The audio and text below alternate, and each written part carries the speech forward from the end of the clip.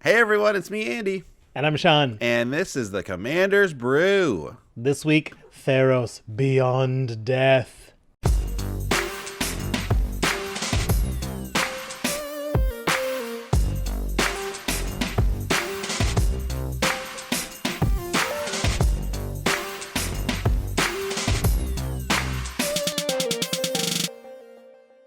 Hey YouTube, thanks for checking out the Commander's Brew, part 2 of our big Theros Beyond Death set review.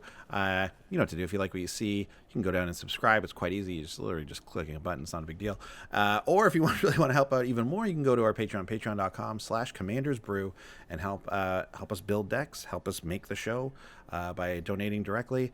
Get in on the Discord and start chatting with everyone in there and with us. We have a great time in there basically every week. So check us out, patreon.com/commandersbrew. But let's get into the second part of this big Theros set review. We've done our legendaries for the set, and now we're looking at the rest of the cards. So let's just get right into it, starting with our one land that we're going to talk about. Sean, why don't you take it away with this single land? Sure, it's colorless identity, so it could go in any deck. This is Labyrinth of Scophos. It's a land. It taps for colorless. It comes into play untapped. You can use it right away. And the ability is 4 tap, remove target attacking or blocking creature from combat. This is the Maze of Ith effect, but you have to pay to do it, which makes it a lot more tolerable when you're facing against it. But they gave us Maze of Ith. They said that was too powerful. So then they gave us that other maze from like Eldritch Moon or something where it bounced the creature. But you don't want to bounce your opponent's creatures more often than not because you're giving them extra value. So they found a nice in-between where this just takes them out of combat. They get nothing for it. It doesn't untap them, which is interesting too. That's true. Untap, right? That's right. So this is all right. I hate playing against Maze of Ith, but I love when I have a Maze of Ith. Like, I would hate to pay for this, but, like, I don't know. If you got room for another colorless, this isn't bad. Yeah, that's true. And, I mean, the pros it has on Maze of Ith, obviously, this taps for mana. Maze of Ith does not. Mm-hmm. And the untapping thing. This doesn't untap things, whereas Maze of Ith does. Yeah, okay. It's cool. I mean, obviously 4 mana is a lot, and tapping this, that's like 5 lands you have to put down. But yeah, interesting. It's going to give sort of, I like that it's going to give like budget players and newer players something to, like, their own version of that card, which is always nice to see. Yeah, and that's it for lands. Yeah, that's it for lands. Let's move to the colorless cards. First, we have Nyx Lotus, which I think is one that all Commander players are just buzzing about.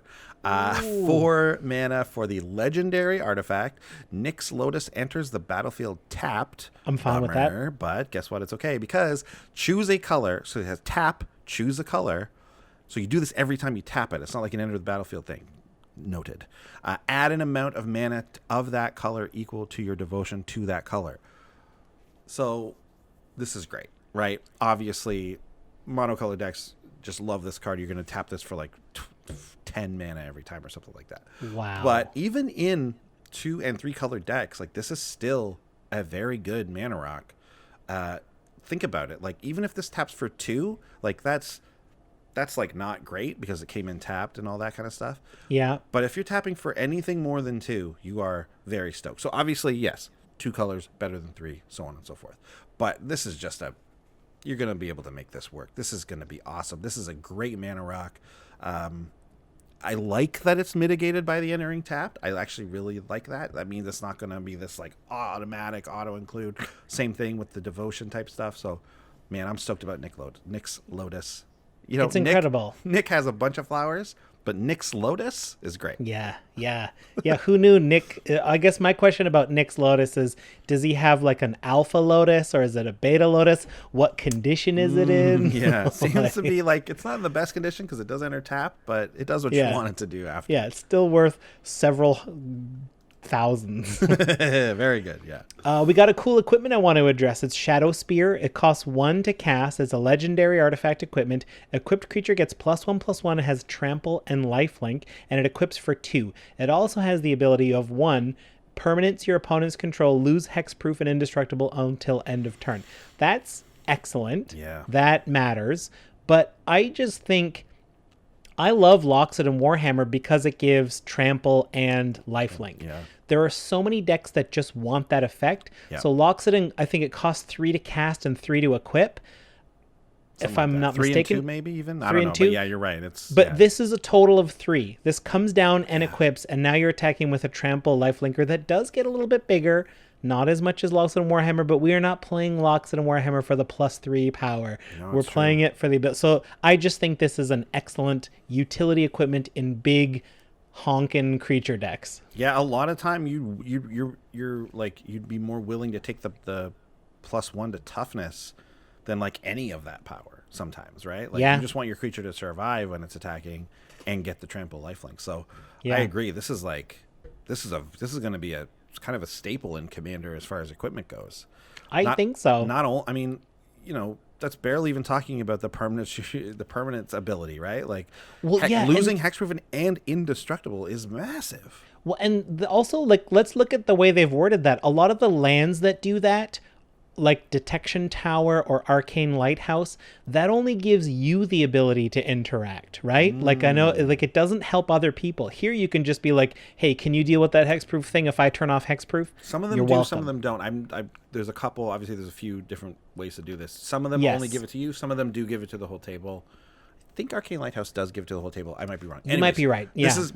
You're right, though, that this is awesome. 3 mana, 4 mana in total if you want to equip it, play it, and do this thing all at the same time. Like, Sure. That's not much, man. That's pretty good. Yeah, I like it. I love it. Next, we have Soul Guide Lantern. It's an uncommon. It's 1 mana for an artifact. It enters the battlefield. You exile target card from a graveyard. Then and it also has tap, sacrifice it, exile each opponent's graveyard. Very cool. And then play 1 and tap to sacrifice it and draw a card. So just a nice little bit of graveyard hate here. You can, if it's basically 2 mana to draw a card if you want to cycle it, essentially. But you still get to exile 1 card, so that's nice. And then, of course, it has the ability of just exiling all your opponent's graveyard. So, like, in a graveyard deck, better than Tormod's Crypt, kind of. Way right? better. Like, so I like this card. I think we talk about graveyard hate all the time, and this is actually a really nice version of it. It costs 1 to exile. Like, it comes down and it immediately does its thing. That's excellent. Yep. It doesn't target any opponents, so no one can hexproof their way out of it, which is sometimes what graveyard decks do to protect themselves. True. And You're right. You're right? right. That's my little hack about getting around graveyard hate, is that I make myself have hexproof. But you're absolutely right. This gets around that. Yeah, Oh, no targets here. No targets That's a here. big bonus. I mean, not everyone does that, but like that's a nice bonus. Yeah, and also, like, each opponent's graveyard. So yours is untouched. Yeah. That's amazing. This is going into ready. And Doretti loves this card because it can recur it. But even you if can you recur can't draw cards recur with it, even if you couldn't recur it, maybe there's a day where you're like, you know what? There's not a lot of graveyard decks out here. I don't care about this ability. That's fine. It's a card now. That's fine. Yeah. Amazing. We'll just cycle it. Love it. Yeah, love this card. Love this card. That's it for colorless. Let's talk about white. The first white card up is Archon of Falling Stars, 4 white for a 4/4 flying Archon. I'm not going to get into the Archon debate here. When Archon of Falling Stars dies, you may return target enchantment card from your graveyard to the battlefield. A free enchantment from the graveyard to the battlefield is an excellent ability. And it's not just auras. A lot of times they only give us auras. 6 mana is a lot up front, but if you're filling your graveyard with powerful enchantments, this is an excellent card to help sneak one of those out. Like I said earlier, there's a white, black, or I guess in the previous episode, if you're watching on YouTube, the white black enchantment like recursion deck is a real thing, and I think that this is very much at home in that deck. It's gonna be a very powerful card there. Doubling up even like a dice trigger from like a Teza deck or something like that is even possible. Very That's cool. very good. Yeah. I agree. 6 mana is like a lot. Like I'm a little bit down on that, but overall I think the card's decent. Heliod's Intervention is X white. It's an instant, and you can choose one. You either destroy X target artifacts and or enchantments, or target player gains twice X life. Well, obviously I think we're going to be leaning towards the destroy X target artifacts and or enchantments. It's an instant, so I like that. It's an X. Like usually we've kind of only seen this in like red, where it destroys like a bunch of artifacts at once, or it's the mass destroy all enchantments or something. But this is like kind of a newish style of card we're seeing. I mean, I don't know all of Magic's history, but something definitely new in recent years. So this is good. It's or enchantments. Like there's lots of like destroy a lot of enchantments, but like you get to cherry pick is like, okay, 3 artifacts and 2 enchantments gone. Yeah. At instant speed. That's very strong. It's destroy, so obviously it's we're not talking about it being as good as the exile card, but what is it? Something to dust or whatever? What's it called? Return to Dust. It's 4 mana, hit 2 things on your as a sorcery, right? Yeah. This at least you can instant it and still get 2 things, albeit it's not exiled. So. And the target player gaining X life is not nothing. There's going to be 1 or 2 cases where you're like, this will save my life. Yeah. Great. Cool. No. Next up, Wizards Links. Wizards Links. Idyllic Tutor's back. Did they hear our pleas? I think they did. I think they're like they're a little less stingy about enchantments, Wizards. They're so stingy about them. Anyway, are we the child in this? The flavor text is "You are loved, child." Are we loved by Wizards? Oh, that's them. Yeah. I mean, also a little bit of an insult, like calling us child. Calling us child. That's right. But yeah, 2 and a white sorcery. Tutor up an enchantment. Put it in your hand. About friggin' time. This thing used to be like $30. Yeah. It's still pre-selling for like $7, but this has to come down. It has to come down. I think you will see this come down from $7. Yes. Yeah. Good. But Wizards but who knows? Because there's so much of the demand. Like we've been clamoring for this card for so long. I know that's the problem. Maybe the demand is now just high enough that it's gonna be up there. I think it can't go down to $1 because then everyone would buy out all supplies. Yeah, it's silly. Yeah. This card, the two and a white sorcery that does this for planeswalkers is like 25 cents. Yeah. You know what I mean? Like, yeah. Our enchantment, like I get it. Enchantments are kind of better than planeswalkers. You can't attack them and stuff. But like it's basically the same thing. Like, Anyways. We're happy that Wizards, don't be so afraid of letting us have enchantments. Don't be so afraid. It's gonna be fine. Guess what? It's gonna be fine. Yeah. Let's move on to obviously we're very stoked and we love that card. Great. Reverent Hoplite, 4 and a white for this one's cool.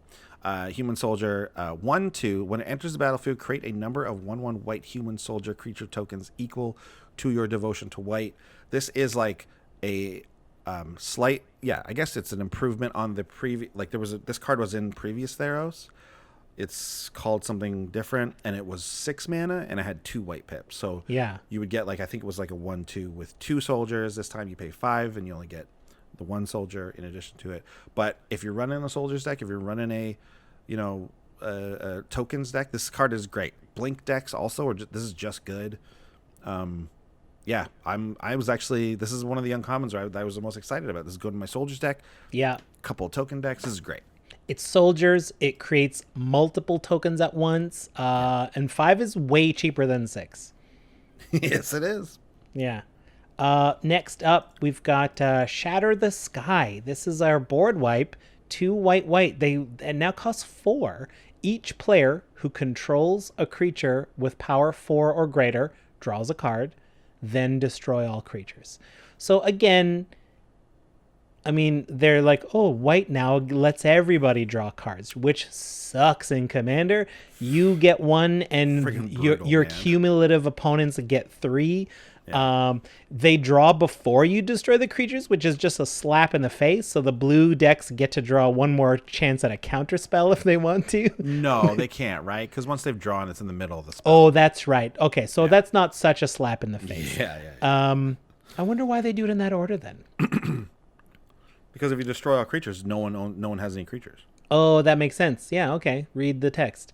Anyway, a 4-mana board wipe is something, though, right? Like, we get to do it way faster. So if you're wanting to go pedal to the metal, maybe you don't care so much about that card. I don't know. This is like, screw you, token decks. I'll destroy all your creatures, and you don't even get a card for it. I know. Probably. It also hurts that a lot of white decks are token decks. Somehow it still hoses white. Somehow it still screws over the player who's playing mono white. Yeah. Right? Like if you're playing your token deck, it's going to be tough to get to draw a card off this. Yeah. You could be giving all your opponents but not you a card. There is a world where you have to cast this because you're way behind. Yeah, that's you're the thing. right. You want to hold threats back if you know you're casting a board wipe, but if you hold back your big threats, then you're just giving your opponents cards and you don't get cards. Oh, yeah, wow. Okay, so this is the mitigated Wrath of God, basically, and it's Make it cost 5. it's still And I don't think, do that. overall. Like if you're looking for the efficiency of a 4-mana board wipe, I think overall it's still fine. The fact that it lets half of your or more of your opponents draw cards is not that bad. It's not great, but when you're looking to wipe the board, it's if you're looking for the efficiency, it's fine. Personally, and I know I can probably speak for you, Sean, too. We like the 1 mana difference between a 4 and 5 board wipe is like not that big a difference. So Nah. I'd rather just not have all my opponents except me draw a card. Well, and once we go to a 5-mana board wipe, we have so many options. Yeah. Like life gain decks have Fumigate. We've got Cleansing Nova just for utility, where we can choose enchantments, artifacts, or creatures. Sure. Like that mana, you get so much for that 5th mana. Yeah. So I mean, you'll know if you want this card over some of those other ones just because of the efficiency on it. Yeah. Cool. One more white card. This one is from the theme deck. They released some theme decks or planeswalker decks. I'm going to be honest, I'm not sure how many extra decks are for sale and what they're all called. Yeah, who knows now? There's so friggin' many of them. But this is Victory's Envoy. It's 3 white. It doesn't come in packs. You have to get it from one of those decks. It's a 3/3 human cleric, and at the beginning of your upkeep, put a +1/+1 counter on each other creature you control. It kind of sucks you got to wait till your upkeep because you won't get it till a full round, but that's an ability that you can't deny. Yeah, it's something. You want to be able to have something like this come down and then do it right away. But yeah, it's an interesting ability. Yeah.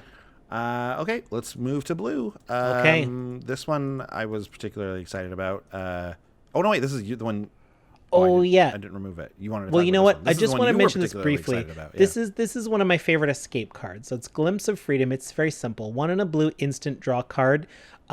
Escape, 2 in a blue, exile 5 other cards. Think Twice is a card that I sometimes run because it's a great use of just a little bit of extra mana at the end of the turn. If you got nothing to do, I consider it a decent mana sink. But with Glimpse of Freedom, you always have that escape available. I mean, you have to have the 5 other cards in your graveyard, but it doesn't exile itself like Think Twice does. So you can, as the game goes on, if you got 3 extra mana and you're not a deck that cares about having a ton of stuff in the graveyard, you can just do this. And I think it is nothing that you can at instant speed take away your own cards if your opponents are trying to steal your sorceries or your creatures from them. That actually is true. Actually, I never even really thought of that utility, but that is real.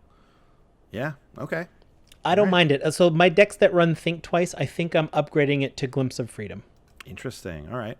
The next one was something that was the one that I added in here. Kiora, Best the Sea God. We haven't talked about any sagas yet. No.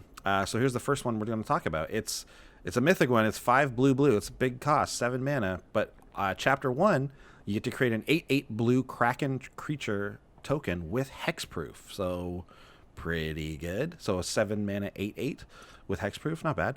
And then chapter 2, tap all non-land permanents target opponent controls. They don't untap during their controller's next untap step. That's a lot. Wow. And in Commander, like those abilities, I don't know. You don't see those abilities that often. Tapping everything like a sleep that then holds it down too. That's wild, right? Like so proper sleep. You're making that player like they are vulnerable for 2 turns around the table. And we can assume that if you're already at 7 mana, we're in the mid to late game, so that being vulnerable at that point is huge. And it's non-land permanents. It's not just creatures. Like you're tapping their mana rocks down. Like that's gonna hurt their mana. Like there's a lot of stuff that like that's a big ability. Like the person in the lead is not gonna want to get to chapter 2 on your Kiora, Best of Sea God. However, if it does survive till that 3rd chapter, gain control of target permanent and opponent controls and untap it. So they'll still be tapped down. right? When that goes, Yeah. like they'll still be tapped down from That's the last time true. when you get their thing. Yes, that is absolutely true. Now, obviously, you don't have to pick the same opponent, but if you did, you don't worry, you get to untap it when you steal it. So, I mean, it's a big mana cost, but you know what? I love a big mana cost on a blue card. Those are some of my favorite spells. Is like the 7 and 8 mana, like your Mind's Dilations and Blatant Thievery and stuff like that. Those are so fun, and I think Kiora Best of Sea God is one of those. You can recur this because it is a permanent, a lot easier in like blue-green decks. So take note of that. Like anything that if you're working on a blue-white enchantment type of deck, this is going to be recurable in that. So very cool. I like this card a lot. Yeah, and we talked about that Archon of Falling Stars, that when it dies, you can bring an enchantment back out. You can bring this one back out after it's done its work. And even if you're just getting the 8/8, like that's not that bad. Like obviously it's a lot to put in for one creature, but it's got hexproof. I don't know. Well, that's the thing. Like your opponents have to have enchantment removal, and they have to have it now. Like they can't wait and then deal with this. Otherwise, the effects just keep coming.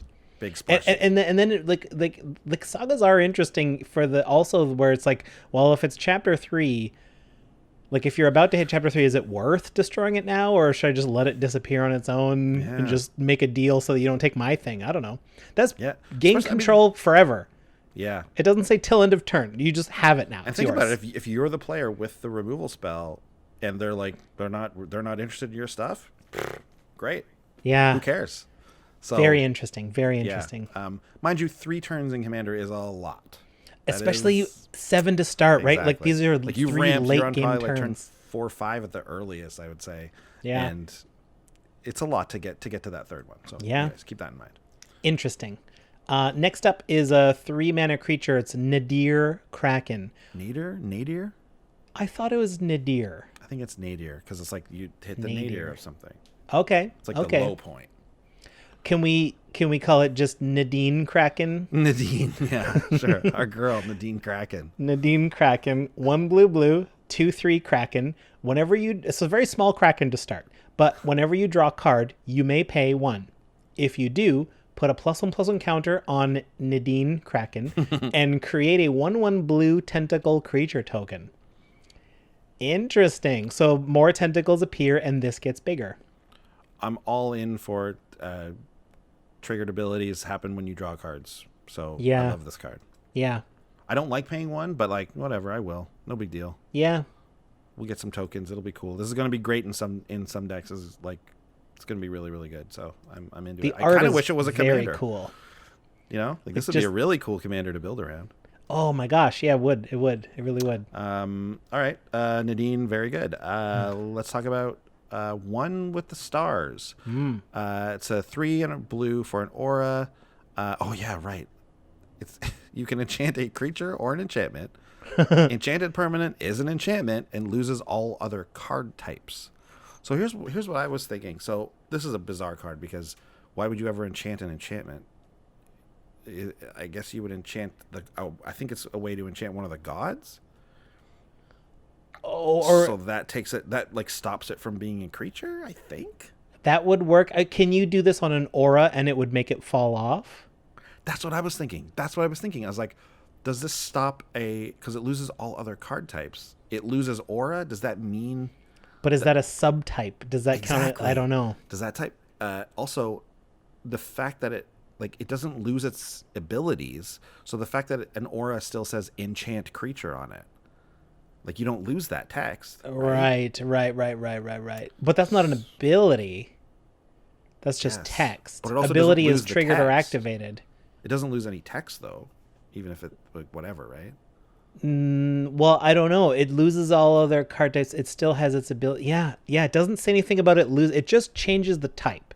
Yeah. So if we're just going to take this on a simple obviously there's going to be some weird rules questions, which we have many of, but I think generally speaking, it's probably safe to just assume change the type. It's so bizarre that you can enchant an enchantment with it though. I don't. That is again, weird. Aside from the. It's got to be there for gods. It's got to be there for gods. So that you can hit a god that is not currently a creature, and that's a way to make sure it can never be a creature. So even though it's not a creature type god anymore, it's not a creature type or creature, card type creature. even so, then the ability that says like it's a devote. Yeah. So the devotion ability doesn't do anything then. Right. Right. Okay. And I think so that's interesting for So sure. that's like, but that's still not that good, right? Like that's well, I think the reason you're never you would running want this. You're never running this because it's like they still get all the abilities on the god. Well, I just want to just entertain the thought of like, is it worth having this? Because there's going to be some like maybe your opponent's commander doesn't have activated abilities, in which case that's not bad. You basically shut it down, and it's kind of like that one that turns it into a land, but they just can't use it anymore. Mm-hmm. There's another card in the set that does that too. And then the other thing you can do with this is if you have a creature with a cool activated ability, there is a world where you might turn your own creature into an enchantment so it can no longer be destroyed with board wipes and creature removal. Oh. A little bit of like a little interesting bit of protection. It's We a always very say interesting card, and I think I think more likely than not, it's just going to be these kind of like corner cases and like weird decks that are going to run this, if at all. So, but I do think it's weird. Yeah, that's for sure.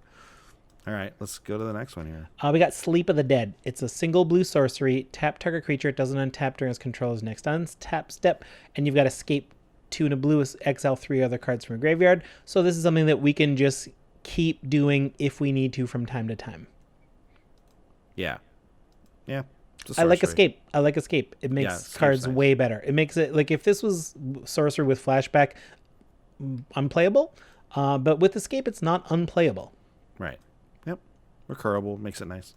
Thassa's Intervention. X blue instant. You choose one. Look at the top X cards of your library, put up to 2 of them into your hand, and the rest on the bottom of your library in a random order. Or counter target spell unless its controller pays twice X. Seems good.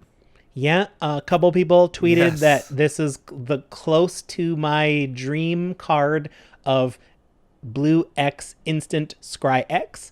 Although we're not scrying X, we're looking at X and we're putting 2 in our hand and the rest on the bottom, which is very good. Like that's pretty good, yeah. Yeah. Draw 2. I mean, at minimum, like you can cast this for 4, blue 2, and just take the top 2. And having that extra counter spell on there is bonus, like the Heliod intervention. I'm happy to have it. I don't intend on using that the most, but I think I might use this one on a 50-50 split. Who knows? Yeah, I think it's cool.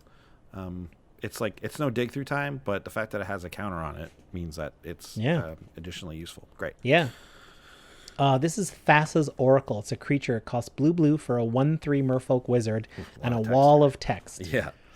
When Thassa's Oracle enters the battlefield, look at the top X cards of your library where X is your devotion to blue. So we're probably running a lot of blue cards. So let's say 5 or 6 or 7, something like that. That's a lot. Put up to 1 of them on top of your library and the rest on the bottom in a random order. If X is greater than or equal to the number of cards in your library, you win the game. So it's like a little bit earlier Lab Maniac win. Yeah. So you get to win when you're earlier. almost empty on your graveyard. Yeah. People have already theorized tons of like Flash Hulk combo instant wins with this in the CEDH talks, like how to like, because it only costs 2 mana as a creature. But in general, if I'm a Lab Man deck or one of those Jace decks, do I want this? So I have one of those decks. I've got my Yarok deck is a self-mill deck, win with Jason Lab Maniac, and I think you do want this just because it is an extra way to have that victory condition, right? Yeah. So like if in that deck, I mean, I built that deck so that that's not the only way you can win. There's still just a lot of good value in that deck. That's fine, but it is nice to have an extra, like if your Jace gets exiled and your Lab Maniac gets exiled or something, like. There are times where you can just be like, well, these cards are no longer doing anything. I'm just milling and nothing's really happening. So Thassa's Oracle is something that is just an extra one you can keep in your hand or mill and hopefully get to a point where at the end of once you've milled everything in, you just play this and you win. Very interesting. A lot going on with this card. So I think you do want it, although it's not as good as those cards. Yeah. Especially, obviously, in Commander. Yeah, because you have to win on that trigger. You can't Exactly. Like if It you do- don't win it on that can't just trigger, it sit does there. nothing. Yeah. Exactly.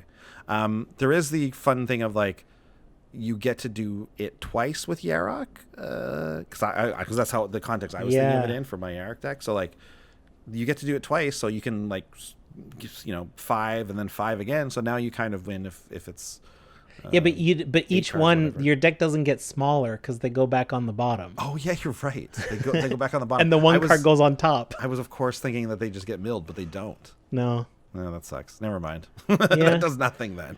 I mean, it gets it ups that. What's that card called? Oh, there's an old man looking at a hole in a book where like it's a sorcery where you name a card and you just mill until you hit that card. Tunnel vision. Tunnel vision, that's the one. So like if you know what's on the bottom, which is very easy with other, even if it's on the bottom in a random order, it's That's like, well, true. it's the bottom 3, so I'll hit it.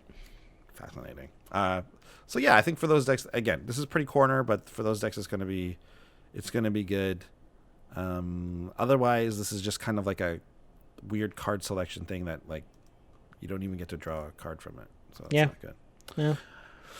You'll know when you want it. Whirlwind Denial is our final blue card, 2 and a blue for an instant that says for each spell and ability your opponent's control, counter it unless its controller pays 4. Straight up, this is going to counter storm spells. Yes. Which is something that you want. It's not the most effective just general counter spell, although it can be. 4 is a lot. Even in Commander, 4 can be enough, right? But yeah, and I love that it can hit abilities. True. So like this also there is also a world where like your opponents are in the middle of a big like, okay, in response I'll sack this, put this ability in a sec, and in response I'll do that, and there's often after board wipes there's like 8 responses on the stack, and you're just like, well, everybody, good news, none of them work. I was thinking of it too, where it's like your opponents are getting in this kind of war where they're doing a bunch of stuff to each other. I guess to you it makes difference, but you're probably not going to play the spell when it's just 2 people going at each other like that. That's right. You're just going to hang on to it because who cares what they do to each other? Let them spend their resources. But if you get in a war, this is pretty sweet. I do run Counterflux in, I think it's my Niv Mizzet deck, just because just randomly if someone's playing Storm, you have the option of having it out, right? So I don't think and Counterflux is red, blue. It's just like a counter, and then you can overload it. Counter all the spells. Yeah, exactly. So this is like relatively close to that. So I think like if you have Storm in your meta, definitely include this in your decks that you're including counter spells in. Yeah. Otherwise, it's not going to be. I don't think it's that good. Yeah. Okay, let's go to black. Black cards. Okay, first up is Aspect of Lamprey. It's not an especially great card, but we're bringing it up to give a message to the artist, Deruchenko Alexander. WTF, man. What did you paint? Feels like you watched Blade 2 a lot. So Aspect of Lamprey is just a 4-mana enchantment that enchants a creature you control. It's also a mind rot, so when it enters the battlefield, target opponent discards 2 cards, and it gives your creature lifelink. It's an okay card, probably not running in many commander decks, but this picture is terrifying. And it looks like there's a rave happening in there. Like it's like the lights and everything. Oh yeah, like the lights are pretty cool. Yeah, Aspect of Lamprey, messed up art, man. Messed up. We used to like hang out in the Credit River in Mississauga. Yeah, and they have lampreys in the Credit River, and we'd call it the dreaded river snake. Yeah, not a real snake, but anyways, yes, their mouths look like that, and it's disgusting. Let's talk about speaking of gross extinction. mouths. Yeah, again, another gross mouth. 3 and a black, instant, eat to extinction. Exile target creature or planeswalker. Look at the top card of your library. You can put it in your graveyard. Notable when you get a pointed removal spell that can also hit planeswalkers, and the toss a card in your graveyard is just a slight little bonus. And it's exile, whatever. Right? Hey, listen, pointed removal is both not as good as people think it is and underplayed. So it's both things somehow. So eat to extinction is something to think about. Yep. We got Gravebreaker Lamia, 4 black, Snake Lamia, 4/4 with lifelink. When Gravebreaker Lamia enters the battlefield, search your library for a card, put it in your graveyard, then shuffle your library. Spells you cast from your graveyard cost 1 less to cast. So if you care about graveyard stuff, that last part where your things are cheaper from the graveyard is going to be great for you. And it's a built-in entomb. Yes. There's an old card from Ravnica. Oh, man. Whatever. It's like a little zombie guy that does it. And then you can... has like Unearth, I think, or something. Was it Necromancer's Assistant? That does a creature. Yeah, and it's a creature, and it does the same thing. When it enters, you entomb something, and then you can do it again from the graveyard, and you can entomb another thing. So, in graveyard decks, these are just straight tutors a lot of the time for a creature card, obviously. But this one's any this card. This is not a creature card. This is just a card, so that's very important. I love this spell. Like, this is a Carador card through and through. It's an enchantment creature. You can cast over and over again, plus it's making it cheaper to do so if it's out. Great. Love it. Grey Merchant of Asphodel's back. We don't need to say too much about Gary. We all know and love Gary. 3 black for the 2/4. When it enters, each opponent loses X life, where X is your devotion to black, and you gain life equal to the life lost. That's the big thing. Everyone loses like 4, and you gain like 12. It's again, we all know Gary. We all love Gary. Gary's great.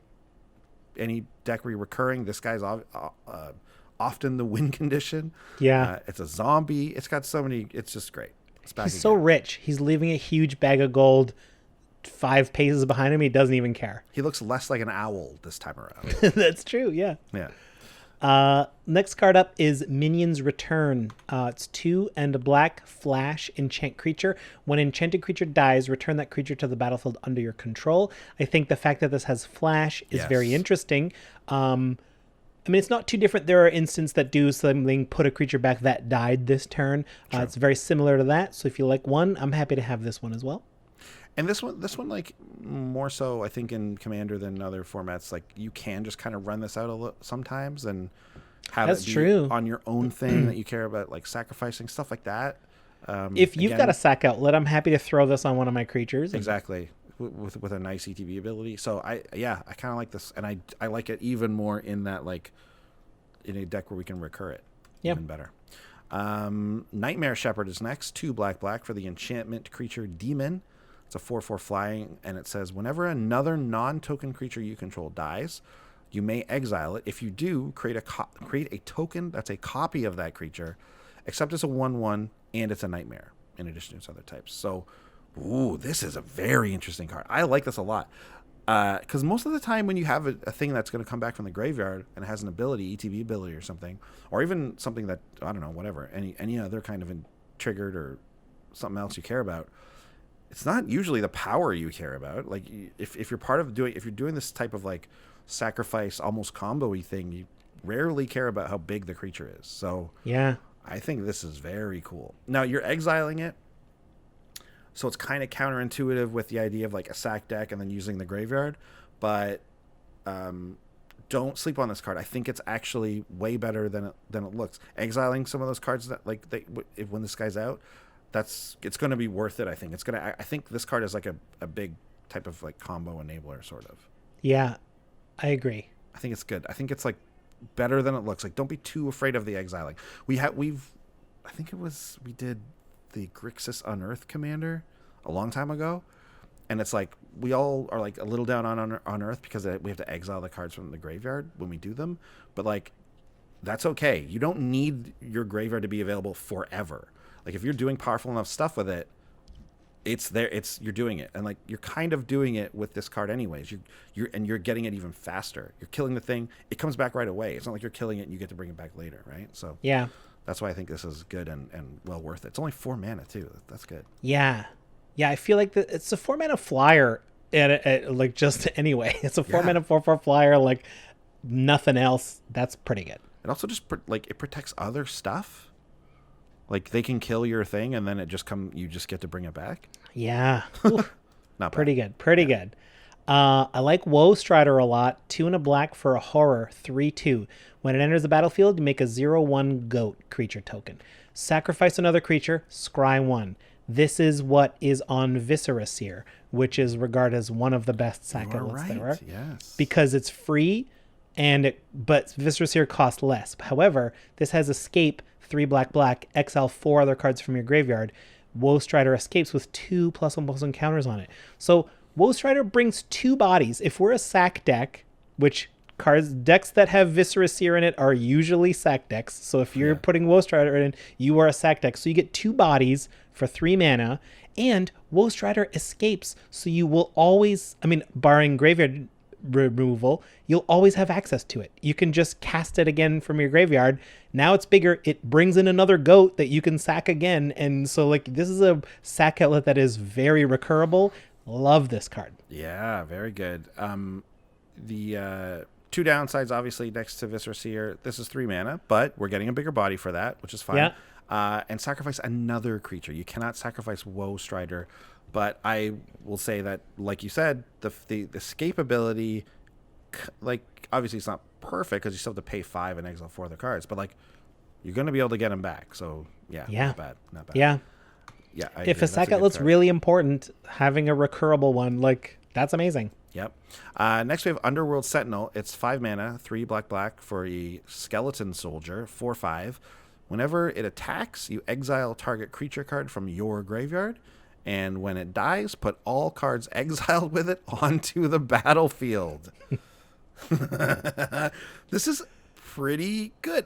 It's slow. It's slow. That's why it's not super good because it is pretty slow, but you can get in with an attack.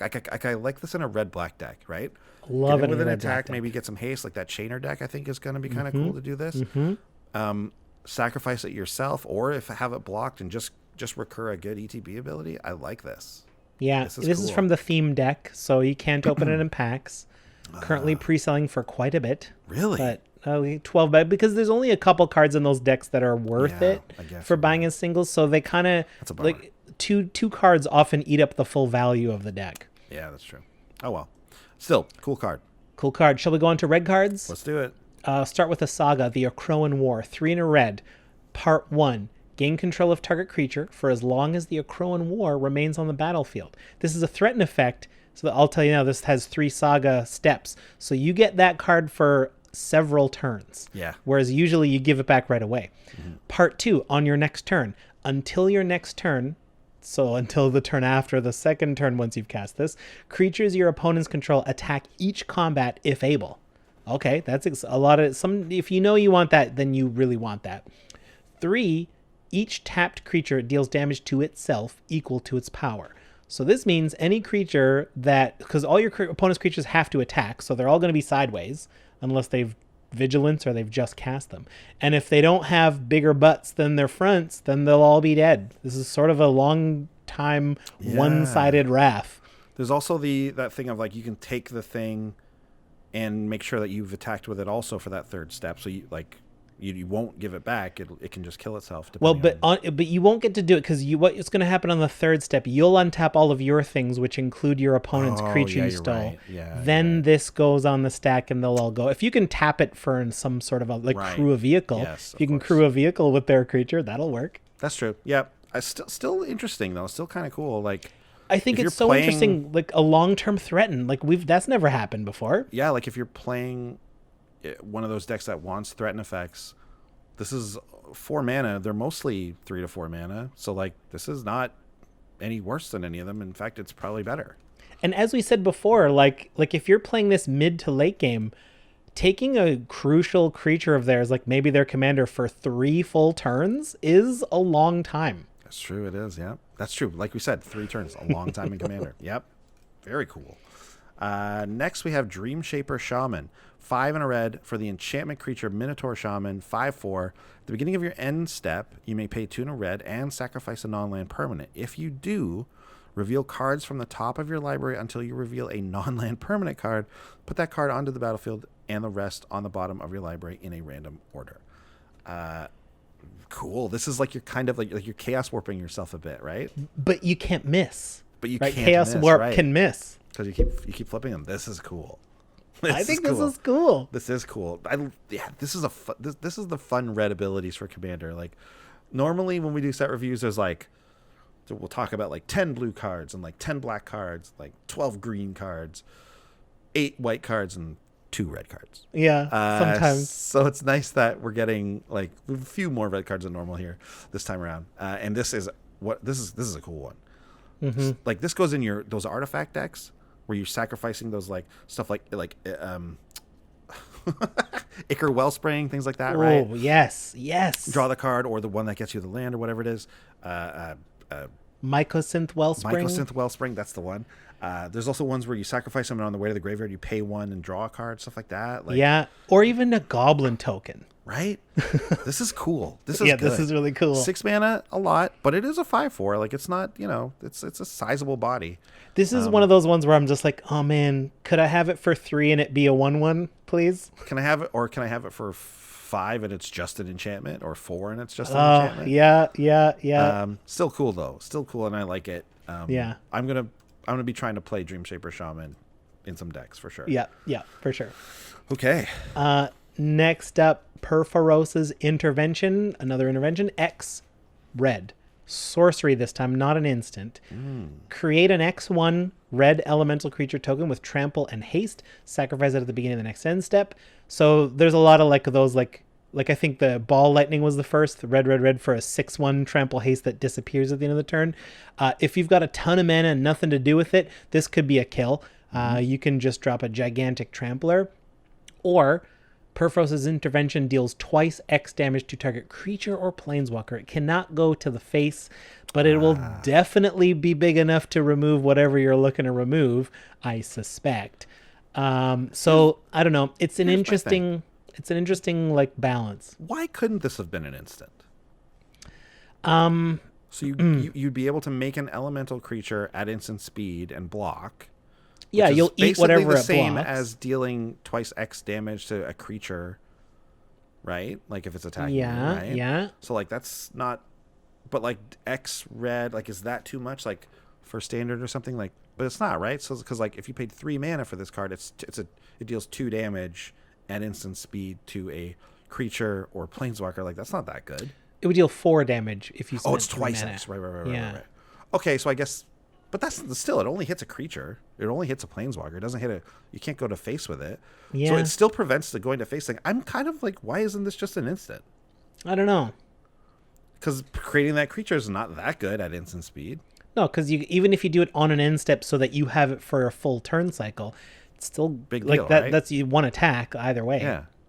Interesting. I think maybe I'm missing something, but it feels like this could have been an instant, no problem. Yeah. And they just didn't do it. So they made it way worse. Okay. I'm feeling not as good as the other interventions. The other interventions Agreed. felt like they were nice utility creature or nice utility cards, and this is just not really a great commander card. Agreed. Tectonic Giant, 2 red creature, elemental giant. I feel like we've seen this art on many cards before. Yeah, a rocky lava dude. Yeah, rocky lava guy with his hands in the air going like, "Brr." Yeah, giant fists. Yeah. He's a 3/4, not much of a giant. Whenever he attacks or becomes the target of a spell an opponent controls, you choose one. Either it deals 3 damage to each opponent, or you exile the top 2 cards of your library and you can choose one of them, and until the end of your next turn, you may play that card. Okay. I mean, that's every attack. Yeah. It's only a 3/4. The rate's not terrible. I mean, 4 mana 3/4 is like, it's not great in Commander. It's not the worst, but it's like, I feel like, if you're really dedicated to making things attack through in a deck that has red, I don't know. The targeting thing by an opponent is just probably never going to happen. Probably not. They're going to choose not to, right. And it's not as big of a threat that they're going to have to remove it. And if they do, it just kind of replaces itself. That's that's the thing though. Like if they don't though, if you have a way to give it unblockability, or if you can craft a board state where you can get it through, you're sort of drawing 2 extra cards a turn, and this is, you can play that card, so you're allowed to play lands that way too. So I mean they have to answer it eventually. Maybe this is useful in a Boros deck to help with a little bit of this like pseudo card draw. Yeah, your opponents have to answer it. Yeah, right. I mean, you're taking do they, 3 or a do they turn. just need a blocker? Yeah, I mean, but like a presumably blocker that can kill it. That's true. That is an answer to it. But if one opponent doesn't have that blocker, then you're still doing 3 to each opponent. Like the table is vulnerable to this. True. As long as one player is vulnerable. Okay. All right. There's some there's some room here. There's some room to make this into And something. Aurelia, multiple combat steps. If you're able to attack twice with this in one turn, that's something. Okay. All right. Let's keep an eye on Tectonic Giant, and I'm more interested in the card draw ability, but I do like. But that you're right. That three damage isn't nothing. Mm-hmm. Right. You can't just especially if we're doing hashtag 20 in 2020. 20 in 2020. That's right. We're trying to make the Commander life total 20. Just trying it out. Just trying it out. We don't have time now, but I did try one of those games in our meta, but we'll have to save that for a regular episode talk. Okay. Yeah. Next week. Okay. Next, final red card here. This is Underworld Breach. This was our preview card. Wizards Thinks. So we didn't get your thoughts on this card because you weren't true. around to do this. So we will actually go and talk about this card. Yeah. We don't know. This card has been talked about a ton. What an honor it has been to show this card to the world. Mm-hmm. The 1 red enchantment where every non-land card in your graveyard has escape, and the escape cost is the same as the mana cost plus exile 3 other cards. At the beginning of your end step, you sacrifice this. So they could have done it with a sorcery and just given the same text, but it's also an enchantment, which means there's other ways to recur it, different ways to recur it. Different ways to interact with it. If your opponents remove this in the middle of your shenanigans must stop. Mm-hmm. So that's interesting, but I just think this is the card that I want to break, right? Yeah. Because I can cast the same spell over and over and over, as long as I have the mana and I have 3 cards in my graveyard. And if there's lots of spells in multiple combinations of colors that also put 3 cards in your graveyard, so it kind of fuels itself that way. Very intrigued about this. Can't wait to see what people come up with. The sky's the limit on this one. I think the storm type stuff, but even just general recursion is going to be very good for this card. Pay 2 mana in order. Yeah, this is great. We got given one of the best cards in the set, I think. If you can put your combo pieces in the graveyard, I'm just like, great. All my combo pieces are there. Sure. 1, 2, 3, done. All right, let's move on to green. We're in the home stretch here. Let's move on to green. We're almost done. Destiny Spinner. 1 and a green for a 2/3 enchantment creature human. Creature and enchantment spells you control can't be countered. And then it's 3 and a green to target land you control becomes an XX elemental with trample and haste, where X is the number of enchantments you control. It's still land. Nice close out the game ability. Very good if you're running the Enchantress deck to give your enchantments can't be countered. But overall, it's not massively exciting or anything. No. Dryad of the Elysian Grove, 2 and a green. Almost NSFW art. Almost. This is a 2/4 enchantment creature nymph. You may play an additional land on each of your turns. Love these effects. Lands you control are every basic land type in addition to their other types. So, we're never going to get another Oracle of Moldiah, but being able to play 2 lands a turn is excellent on a 3-drop. That's when we want to do that. And now this just helps multicolor decks because all of our lands are all the types. So this is fantastic. This is great. Especially let's not discount all those little cards that count the number of swamps that you use to cast it, right? So now all those things get even better. Yep, agreed. Just goes in 5-color decks, no problem. Yeah. This is great. Next is Hydra's Growth, 2 and a green for the aura. It's an enchant creature aura. When it enters the battlefield, you put a +1/+1 counter on enchanted creature, and then at the beginning of your upkeep, you double the number of +1/+1 counters. So this is very cool. This has got to go in the Hydra deck just because of themes and flavor, and it's also actually quite good in there. But also just cool in the +1/+1 counter decks. You throw this on a what's the blue-green creature that when you put counters on her, you draw a card? Oh, Evolution Sage. Evolution Sage. Yeah. Well, careful though, you'll draw yourself out That's eventually. True. You gotta be careful, but very cool, very, very, very powerful to draw that many cards. So. Oh yeah. Specific and kind of narrow usage here, but I think it can be actually crazy good in the decks that. Yeah, it's a bit Timmy, but man, is it a Timmy card? It's so good. Yeah. Let's talk about Nessian Wanderer. It's 1 and a green for 1/3 with Constellation. Is this our first Constellation card? No, I don't know. No, but it's a pretty big payoff for Constellation. It's 1 step under draw card. Whenever an enchantment enters the battlefield under your control, look at the top 3. You may reveal a land card and put it into your hand, and the rest go on the bottom. So it's like draw card, but it's always draw a land. You'll probably always hit a land in 3 cards. That's just the odds are that will be true. Yeah, when I first saw this, I thought it was put it onto the battlefield tapped, but it's not. Not That quite. would have been better. Would have been so good. Next is Nylea's Intervention, or the final of the invention cycle. X green. It's a sorcery. Choose one. Search your library for up to X land cards, reveal them, put them into your hand, then shuffle your library. Or Nylea's Intervention deals twice X damage to each creature with flying. Neither half is super powerful, but Yeah. I'm always interested. Like, we've never been able to get lands out of our deck at this rate before. Like, if you want to, you can just be like, I want to draw 8 lands. Yeah. And they're not basics. I'm not It's excited any to spend lands. 10 mana to do that, though. But they don't have to be basics, right? Like, if you that's want to true. just That's spend, true. You're if right. you want to spend 4 to get like your 2 key utility lands, Yeah. that's not nothing. Yeah, you're right. Yeah, that's better than I thought. And Borborygmos Enraged's best pal. Just tap out, draw all your lands, and fling them all at people's faces. More narrow than the other interventions. So like not super stoked about it, but yeah, it's got its utility there. I see it. Mm-hmm. Okay, cool. You'll lands decks definitely are gonna be happy to have it, I think. I think so. Next up is Nyx Bloom Ancient 4 Ooh. green elemental 5/5 trample. If you tap a permanent for mana, this includes mana rocks, it produces 3 times as much of that mana instead. Wizards. Wizards what? Wizards what? Wizards what? This is a lot of so not just lands. We've had this effect before where it makes lands tap for an extra green. Everything gives you triple.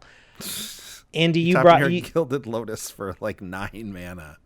yeah, like at what point at what point did might as well it say infinity? Yeah, kind Like of. it might as well say, because like you're playing everything in your hand next turn.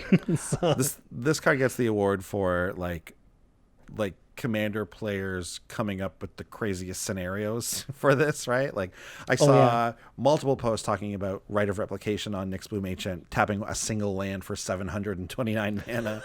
I saw a post on Reddit that was like, I wanted in Magic to make the biggest number possible, and then he just explained how he like made Nyx Bloom Ancient and like copied it so many times that he could tap a single land for like, I don't know, like it was like 1,000,000 zeros. Like it was like, wow, so it was too much.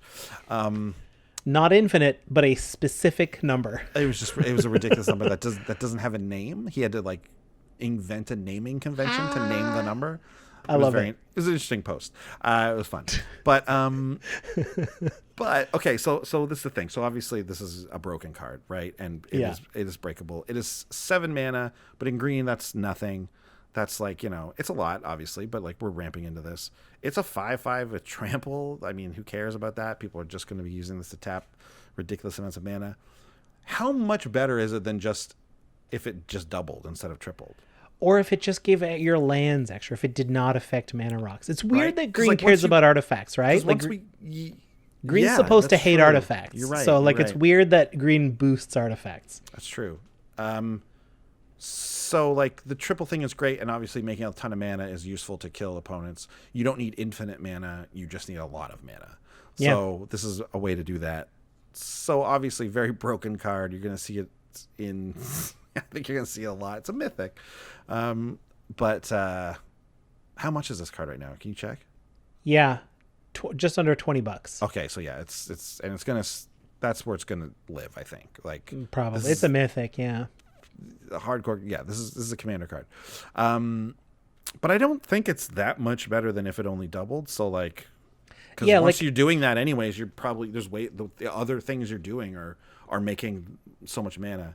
I think it's just the fact that it's on this like enchantment creature that makes it even more breakable. So Yeah. Anyways, it's no doubt this card is crazy and, do broken things with it because that's what it's there for.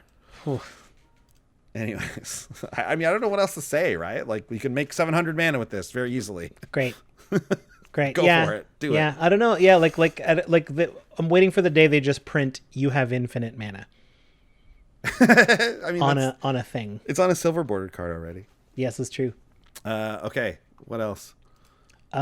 Citizen Champion, 2 and a green, human warrior, 1/3 with Constellation. Whenever an enchantment enters the battlefield, put a +1/+1 counter on Citizen Champion and draw a card. So that's the one we're looking for. Yeah. Notably, what was the other one?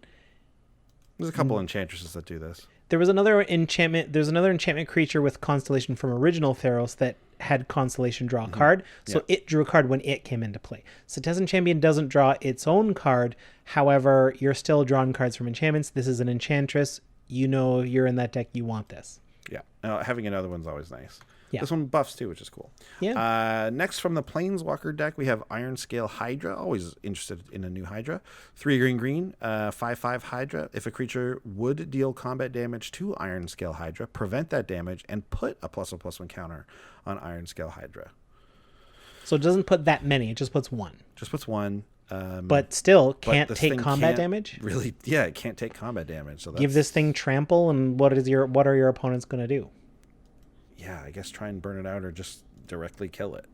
Yeah. Which is kind of fine if in the Hydra deck that this is the one you're choosing to kill. So Yeah, no problem. I like it. Notably, this is another theme deck card. Iron Scale Hydra does not come from packs. Right. And it's currently pre-selling for $20. Wow, that's a lot. That's way too much. The card's not that good. Tree Shaker Chimera is next, and it's the other one from the theme decks. Green. We highlighted 2 green ones from those decks. This one's about $10. 5 green Chimera, 8/5. All creatures able to block Tree Shaker Chimera do so. When it dies, draw 3 cards. This is probably going to be like a 5-for-1 or a 6-for-1. You're going to trade with a few creatures, get 3 cards back. And also just kind of maybe win sometimes because everything has to block this and Oh, all the yeah. other stuff is just going to get through. Yeah, very Right. good card. And not to mention making this thing indestructible or whatever and just making it kill all this stuff. Yeah, this is... Yeah, I This mean, is good. 7 mana is a lot, but when everything's tapping for triple, that's 2 and a bit lands. That's true, yes.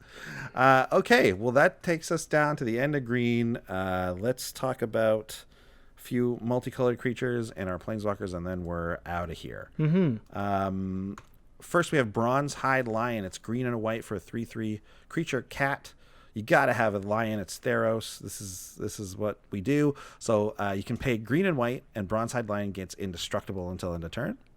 And then when Bronze-Hide Lion dies, return it to the battlefield. It's an aura enchantment with enchant creature you control, and pay green-white. Enchanted creature gains indestructible until end of turn, and it loses all other abilities. Yeah. So it gets that. It gets the make it indestructible, but it loses all the other abilities? I don't know if that's good. Yeah, I don't know either, because, like, you're going to want to put it on something that has, like, trample, but then it would lose it. Yeah. It's interesting.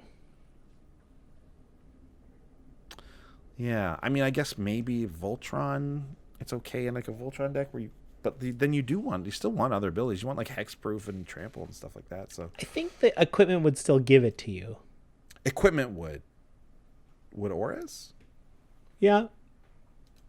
Yeah, Unless I it think says, so. Yeah, I don't know.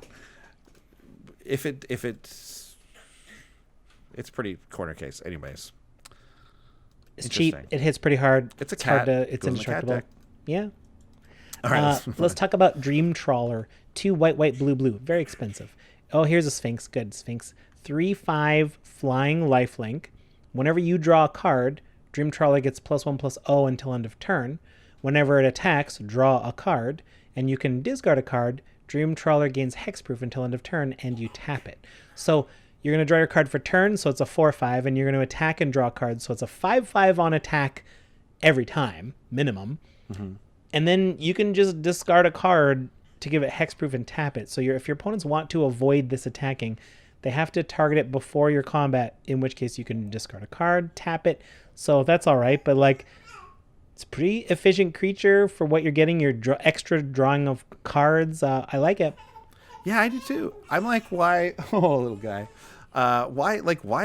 It feels like this could have been a legendary, right? Like, Yeah, this it could really have been does. a neat little commander. Why isn't this the new Metamai? Yeah. Still good though. I mean, yeah.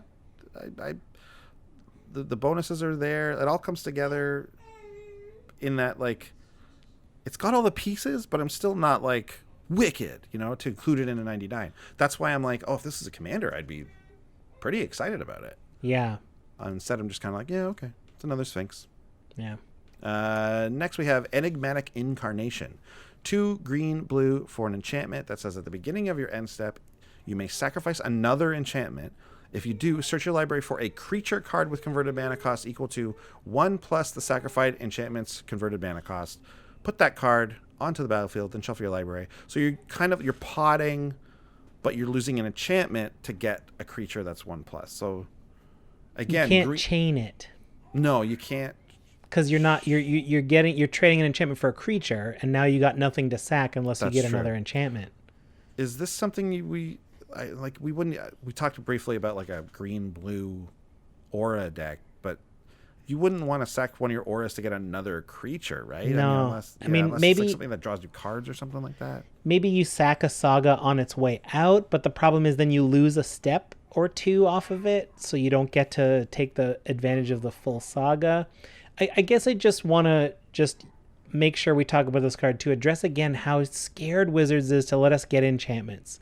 Like, would it have been so bad if this is Enchantment Pod, where every enchantment turns into a new enchantment? Yeah, that would have been cool. Like what's the harm? Why is that so? Like they're so afraid of giving us enchantments easily. Cowards. Let us get enchantments. Yeah, let us get everything else. Let white get enchantments.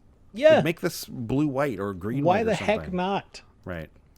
Okay, here we are. Last category. It's planeswalkers. We're only mentioning 2 because normally we just read them all, but lately the ones in the planeswalker decks haven't really been commander relevant, sadly, because that's kind of where we thought they were going to live for a while. Yeah. But instead, we just got 2 from the main set here to mention, and that'll be that. So let's start with Elspeth here. Yeah, Elspeth, Sun's Nemesis. This is the feature Elspeth. 2 white, legendary Elspeth with 5 loyalty to start. She only has minuses, but she also can escape for 4 white, plus exiling 4 cards. This is relevant because you can keep getting her back. Mm-hmm. So -1, up to 2 target creatures get +2/+1 till end of turn. Fine. -2, create 2 1/1 white human soldier creature tokens. That's probably what she's in here for. You're probably running her in a token deck. -3, gain 5 life. I don't predict using that unless it's just at that point where, like, I really want her in the graveyard now for some reason. So, like, that's why you would do that one. Yeah, not much to say here. It's a token maker that it's notable just because it's a planeswalker that has escape, I guess. Yeah. Interesting. Okay. Final card of the set review is Calyx, Destiny's Hand. This one's cool. 2 green-white for the legendary planeswalker Calyx. 4 loyalty to start.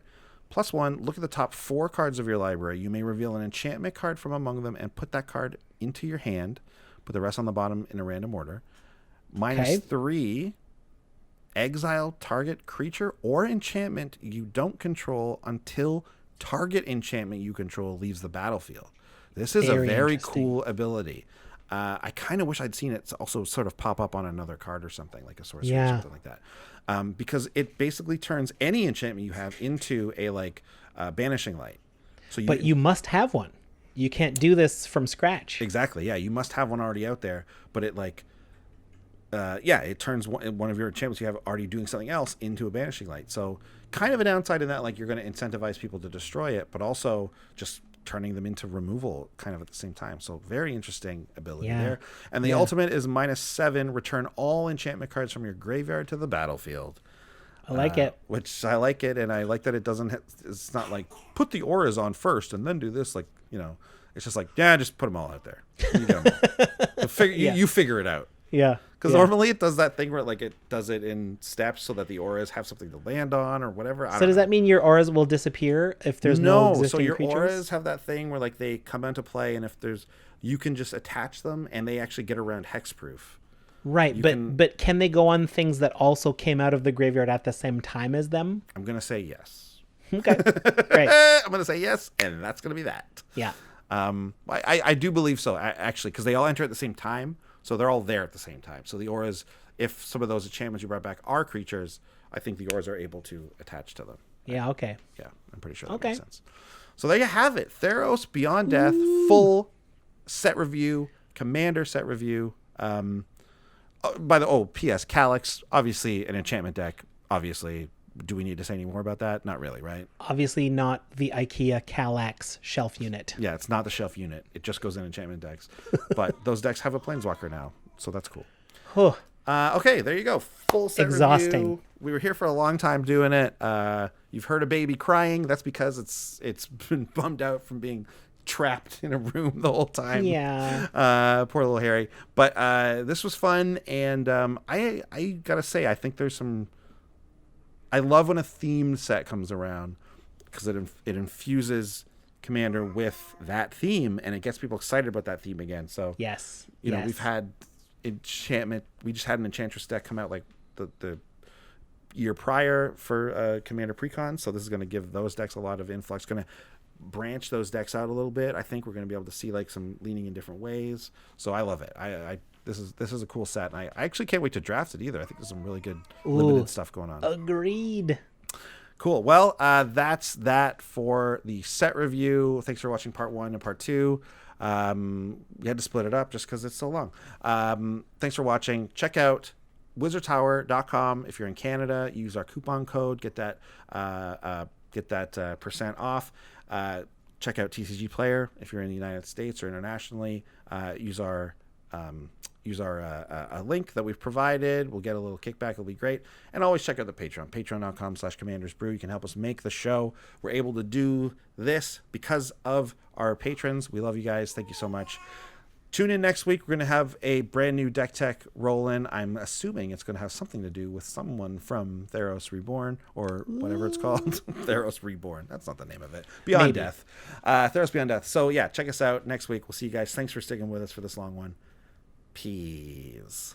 Thanks for watching. If you love what we're doing, consider supporting the show by going to patreon.com/commandersbrew. And if you want to get any of the cards from our deck list, go to our TCGplayer affiliate link below. That helps us out too. And for a free way to help us out, consider sharing the show with some friends. Like and subscribe, add a comment or two. See you later. Bye.